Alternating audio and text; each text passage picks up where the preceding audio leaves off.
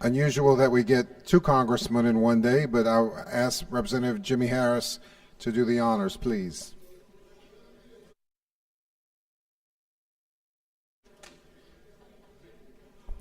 Representative Harris.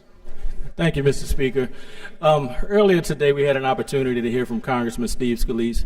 He mentioned that he had a good friend that was by his side after the unfortunate incident. We have that young man in this chamber today. Just wanted to take the time out and introduce him. He's a product of this body. He's a person that loves this state of Louisiana. And I'd like to introduce Congressman Cedric Richmond of the Louisiana 2nd Congressional District.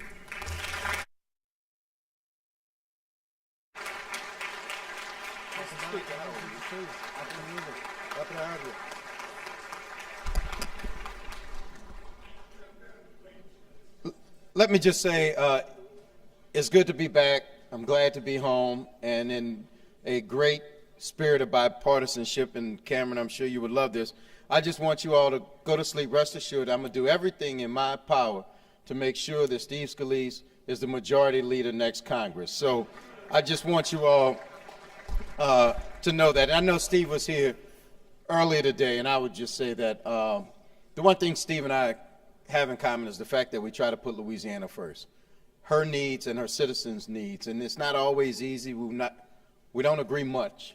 We agree on where we want to end up. We just disagree on how to get there. And I know where you are because I've been there, and I know how difficult it can be. But it's the job we chose. It's the job we love. And actually, we do make a difference despite what the press says. I will tell you that I started here. I was chair of the Louisiana Legislative Black Caucus. Now I have the honor of being the chair of the Congressional Black Caucus. 48 members representing 78 million Americans. And when you have that responsibility, it's good to be able to pull on where you came from. And when I think back to my days of the legislature and the fact that I'm here now, and the more things change, the more things stay the same. I see Cedric Glover and Robbie Carter. I thought I left them a long time ago.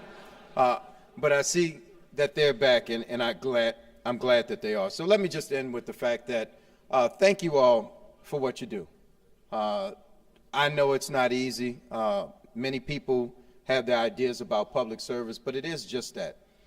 It's service, it's a sacrifice, it's time away from home, all in the hopes of building a state, a community, or your district in which every little kid can achieve their wildest dreams, and where our seniors can live out the rest of their life with peace and dignity and in a safe place. And those are the goals that we have. And to that extent, and I don't want any of you all to do this to Butch, but I just did it to the clerk in Congress.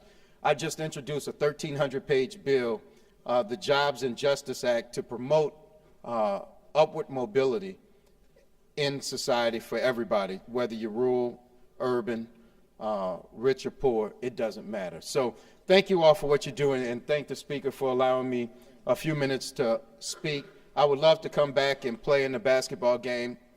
If invited and you all pay, I would be happy to do that. So thank you all. Thank you.